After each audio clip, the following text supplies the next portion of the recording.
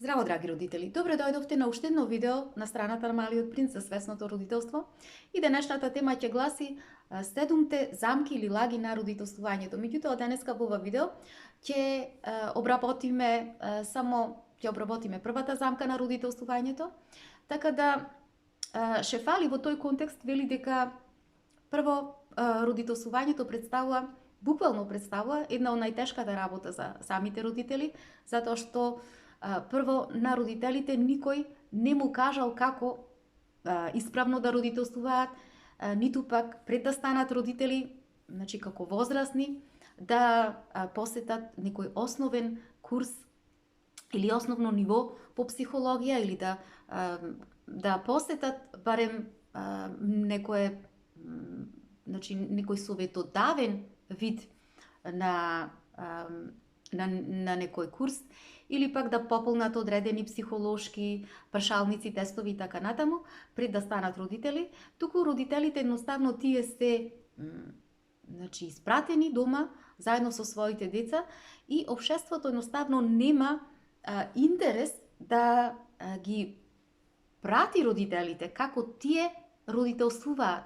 Значи да бидат надгледувани, например, од социјалните служби, за да имаат социјалните служби еден интерес за она што се случува со родителот, како тој почнува да го родителствува своето дете, со какви предизвици се самиот се наоѓа, кои предизвици му се поставуваат, како да ги решат тие предизвици, како да му се помогне.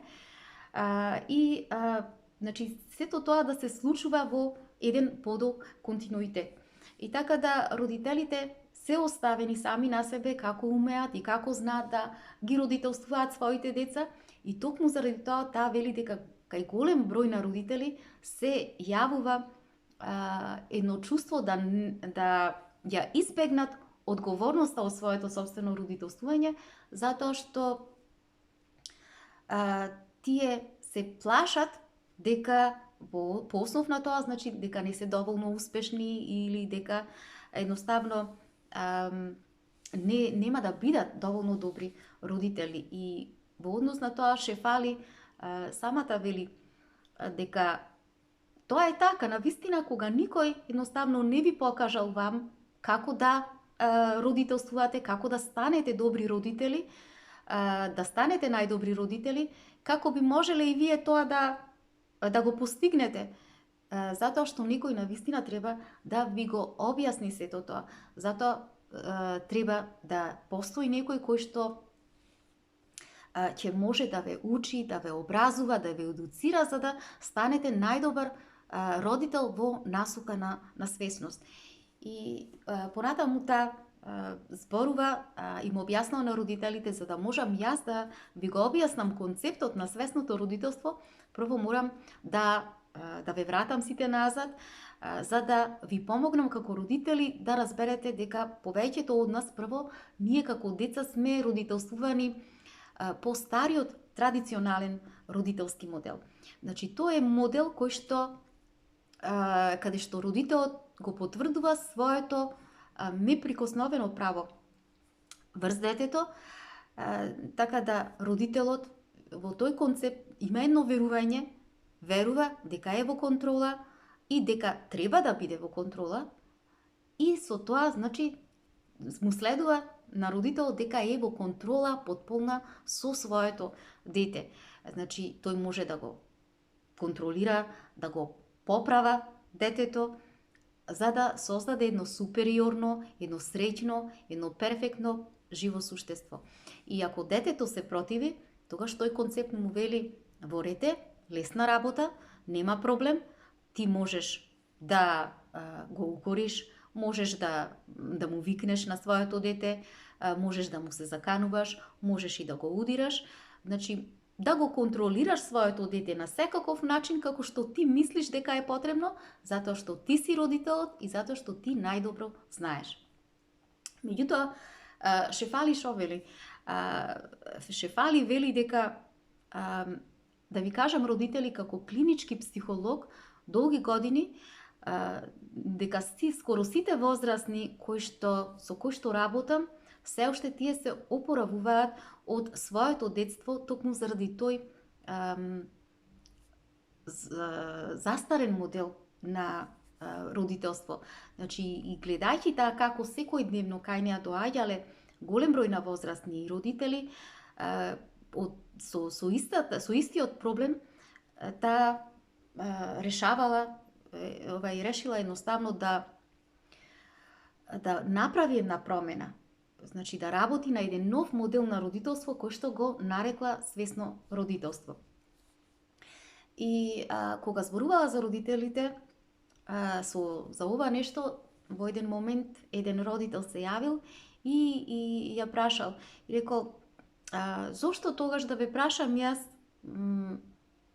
вообичаено е возрастните кои што не се остварени родители многу помалку да им се суди во однос на оние кои што се остварени како родители. Дури имам забележано дека родителите од едно семејство многу побрзо ги осудуваат родителите на другото семејство околу нивниот начин на родителствување. Меѓутоа, кога ти сакаш нешто да му објасниш на одредени родители околу нивниот начин на родителствување, затоа што јас се уште не сум остварен родител, тие веднаш влегуваат во самоодбрана. Например, тој вели, сакам, например, на одредени родители кои што се мои пријатели, со кои што се дружам, имаат деца, кога сме заедно да им укажам на едноставно да можат да видат дека постои еден друг поглед, значи еден друг пристап во однос на одреден проблем кој што го имаат со своето дете, меѓутоа тие секогаш ми велат, не, ти не разбираш, ова е до детето, детето е немирно, детето не може да не разбери, или пак ќе ми речат едноставно не е твој проблем, тргни се од тоа нешто, затоа што ќе видиш и ти како ќе ти биде кога ќе бидеш на нашето место и кога и ти ќе станеш родител. И Шефалина тоа одговорила, да, тоа е така. Меѓутоа, зошто е тоа така? Затоа што прво ние родителите, родителствувањето си го земаме премногу лично. И второ, поради фактот што ние сметаме дека ги поседуваме нашите деца, значи ние нашиот идентитет кога ќе се родат, веднаш им го обвиткуваме околу идентитетот на нашето дете. И едноставно тоа нам што ни било правено, го присликуваме, им го правиме на нашите деца. И едноставно ние фактички одново го доживуваме нашето детство, меѓутоа сега во една возрастна верзија. И токму тоа, значи, ни овозможува голем дел од она што ние го вреднуваме, да можеме да му го пренесеме на нашето дете. Значи, затоа ние толку имаме голем одбранбен став кога станува збор за родителството, за своето собствено родителство, затоа што сега нашиот идентитет зависи од идентитетот на нашето дете, на тоа мало суштество, кое што пак од своја страна, значи тоа воопшто не се интересира за тоа како ние се чувствуваме, затоа што тоа е сосема различен дух од нас, значи поинаква душа е и си има своји особености, своји карактеристики, меѓутоа ние како родители, затоа што сме влезени во таа обсесивност, значи како авторитети, и затоа што едноставно заради нашата неукост, заради нашата несигурност која што имаме, затоа што не знаеме кој е исправниот пат како да родителствуваме, почнуваме ние да се споредуваме едни со други. Значи, за да можеме ние да се чувствуваме поголеми и природно нам ни доаѓа тоа да го правиме на сметка на други, значи на сметка на намалување на другите. И таа вели кога станува збор за родителите, најчесто во тоа споредување влегуваат жените, затоа што по природа ние многу полесно влегуваме во споредбите, тоа е во нашата природа. Меѓутоа, без разлика кој да е, значи родител, сепак ваквиот начин на кога вршиме споредби, значи Тоа е заради тоа што сакаме ние да се зголемиме себе си, меѓутоа за жал го правиме тоа на еден примитивен начин, а тоа е преку намалување на другите. И кога сето тоа го слушале родителите, се согласувале и велеле да, шефали, тоа е вистина затоа што поголемиот дел на вистина сме израснати во во тој модел на родителствување и сами длабоко, иако не сакаме да си признаеме себе си, знаеме дека тој во себе содржи голем број на недостатоци, затоа што врз нашата кожа ние сме осетиле дека не сме биле родителствувани на исправниот начин. Меѓутоа, таа вели дека свесното родителство е концептот кој што го менува целосниот досегашен начин на верување за како да се родителствуваат децата. Таа е една нова парадигма на родителство, каде што фокусот е родителот. Родителот е тој кој што треба прво, да го стави фокусот на себе, со цел, кога сака да свесно да родителствува, да почне да ги напушта сите тие товари, да го напушти сето своје ѓубре кое што постои во себе, за да може да си се поврзе прво со себе и да се прифати себе си на едно безусловно ниво, затоа што се додека тој како родител, не се прифати себе си, не се сака себе си, во врската со детето тој ќе носи голем број на дисфункционалности и ќе го направи детето дисфункционално. Така и детето ќе расте со голем број на дисфункционалности. Затоа што таа вели човекот во основа е дизајниран за креација преку која што тој ќе се поврзува со другите. Заради напредок на човештвото на глобално ниво, воопшто, а не заради сепарација, не заради разделеност.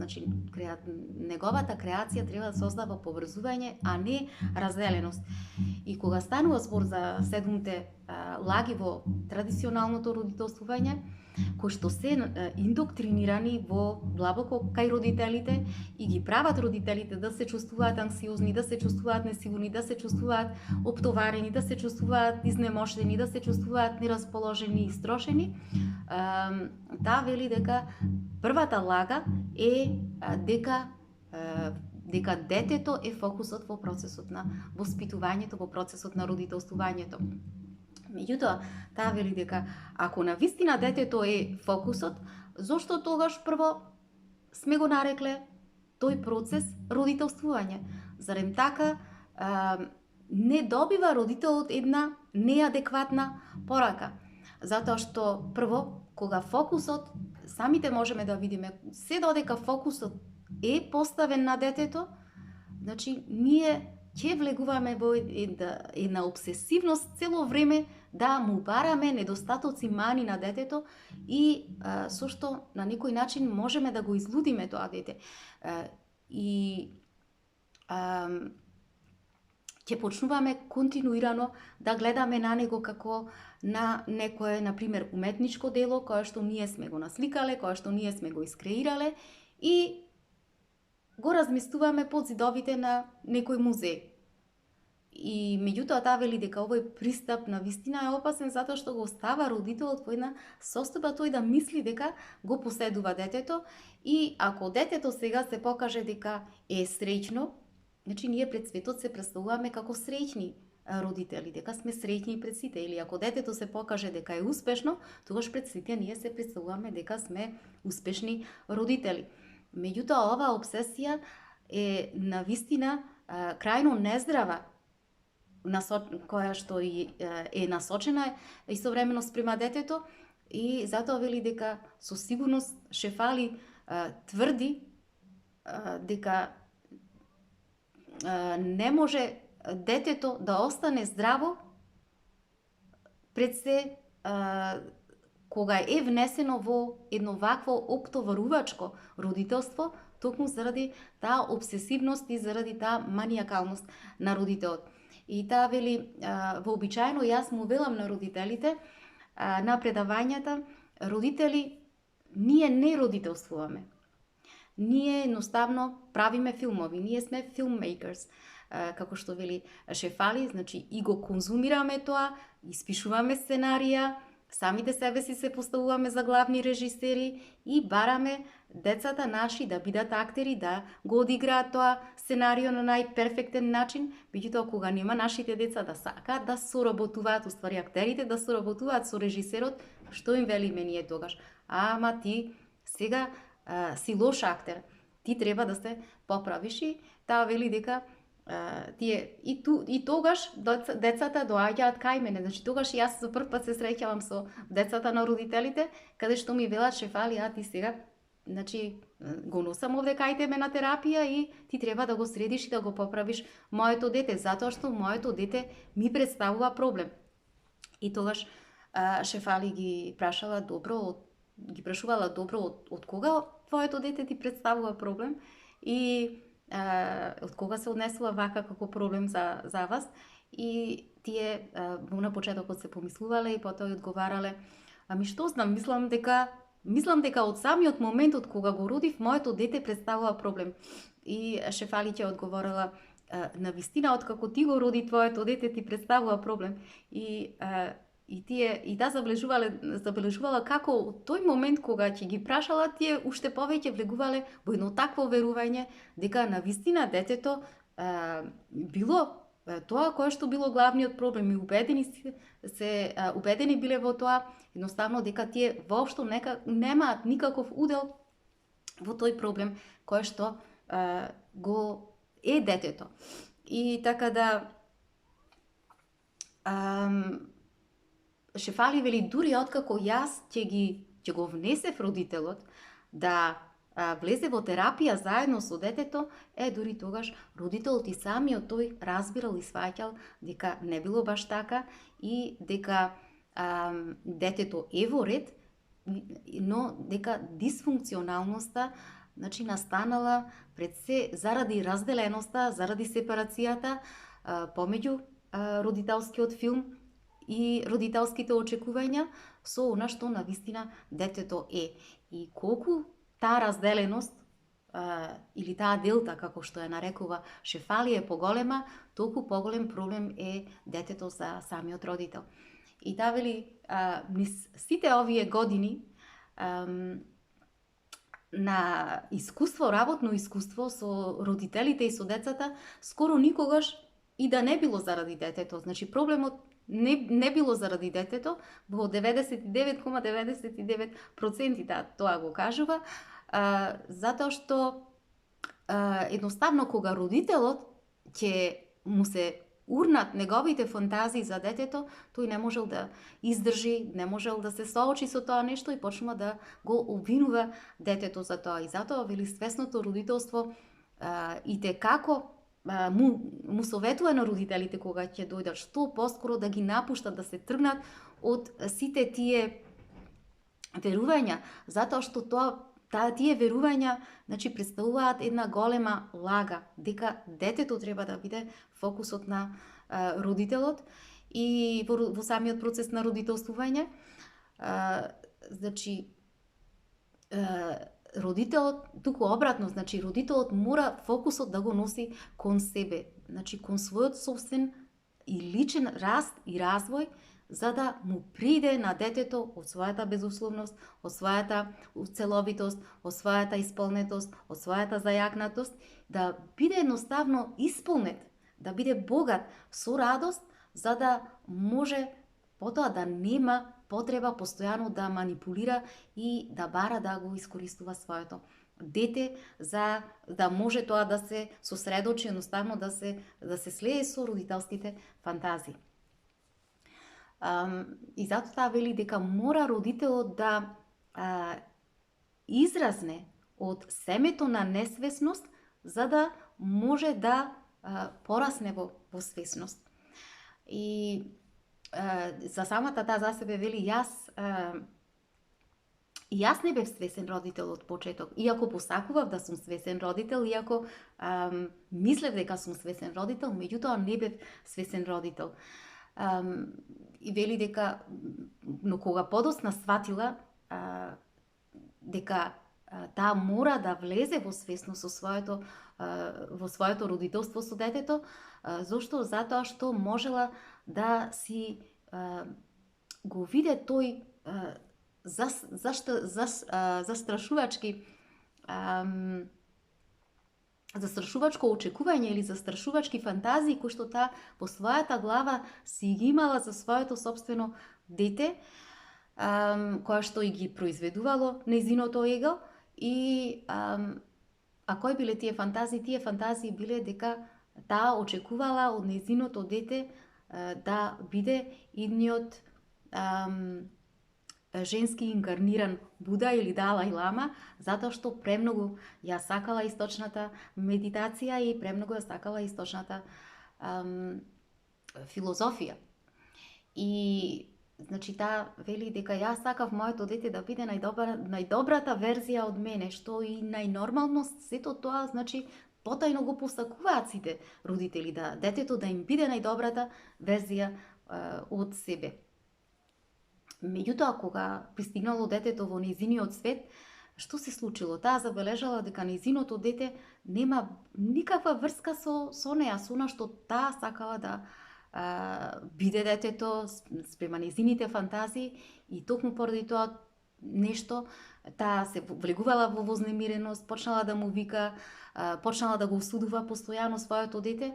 И таа вели, јас се сеќавам, моето дете имаше само 16 месеци и благодарение на тоа што претходно јас долго време медитирав, имав можност да едноставно да се набљудувам себе си, своите телесни движења, мислите кои што ми се јавуваат во умот, да можам да забележам со каков тон разговарам со другите, на кој начин комуницирам и така натаму. Јас забележав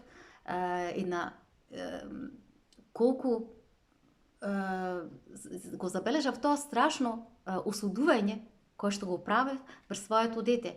И кога се видов во таа ситуација, јас едноставно се стаписав и, како што вели Шефали, тогаш самата си реков на себе си, Шефали, дали навистина ти го осудуваш ова 16-месечно дете? Дали како успеа да тргнеш по тој пат? Особено затоа што си клинички психолог. И таа вели, тогаш беше од таа точка јас решив понатаму да се преиспитам себе си и сватив дека таа осуда која што постојано му ја повторував на моето дете доаѓаше од мојот собствен недостаток од мојата потреба едноставно да бидам идеалната верзија на себе, и го осудував своето дете за да можам едноставно да се чувствувам јас добра, едноставно да преку неја да ја потврдам својата собствена вредност. Меѓутоа, што правев? Таа велеше, јас едноставно со сето тоа што му го правев на детето, јас несвесно родителствував и едноставно му го загорчував животот на тоа мало суштество кое што беше моје дете. Меѓутоа, Шефали вели дека кога почнав јас да го освестувам сето тоа нешто, сватив дека повеќе не треба да го користам, значи тој мој внатрешен недостаток за да можам да си ги полнам празнините во мојот живот, и почнав да се менувам за 360 степени. Меѓутоа сватив дека за тоа нешто да ми се случи, јас мораше да помине долго време. И таа вели дека и после 20 години јас се уште ги слушам гласовите во мојата глава, гласови на осуда, меѓутоа сега сваќам дека тоа што ми се случува, значи тие гласови доаѓаат во тој момент заради тоа што немам доволно љубов спрема самата себе си и заради тоа што се чувствувам несигурна. И после тоа ја прашал еден родител и рекол, јас ги прочитав твоите книги, Шефали, за свесното родителство, за свесен родител, за разбудено семејство. И навистина видов од твоите книги како ти гледаш на детето, како на еден прекрасен начин, како огледало, кое што во која што може родителот да се види себе си, значи едноставно да си ја види собствената рефлексија, родителот и своето собствено однесување. Зарем тоа не представува еден прекрасен и значаен подарок за нас родителите, особено во ова време кога ние со многу малку јасност и со многу малку свесност ги родителствуваме децата. И Шефали му одговорила: да знаете, родители, дека низ родителското патување вашите деца ќе представуваат едно од најголемите и најбруталните огледала кои што ќе бидат секогаш поставени пред вас. И таа вели: замислете партнерите додека не се остварени како родители, кога настануваат одредени проблеми помеѓу нив, кого ги обвинуваат? Ги обвинуваат најчесто родителите на партнерот или на партнерката. Меѓутоа, кога доаѓа детето во односот со детето, тогаш значи нема кого да обвинуваш освен да се обвинуваш сами од себе си. Значи нема друг, ти си.